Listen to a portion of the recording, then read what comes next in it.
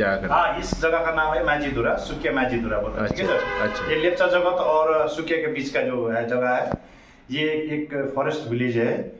और यहाँ पर इसको नाम एक्चुअली क्या माझीधुरा क्या था, मतलब इसका मेन जो रीजन जिसका मतलब है, ये नीचे में पहला झील था बोलता। ठीक है सर। अच्छा। झील में माझी लोग नाव चलाते थे। तो अच्छा। हाँ, तो माझियों का माझियों का ग्राम है, तो माझीधुरा है। ठीक है सर।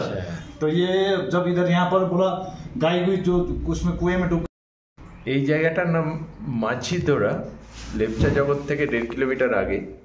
আমার খুব ভালো লেগেছে, সেই জন্য আমি এই অ্যাড্রেসটা নিয়ে নিলাম এই হোমস্টেটার। তো নেক্সট টাইম হয়তো আমাদের গন্তব্য एखानेই হবে। कंजेस्टेड हो गया सर, अभी वैसे गांव जैसा तो हो गया अभी लेप्चा जगत।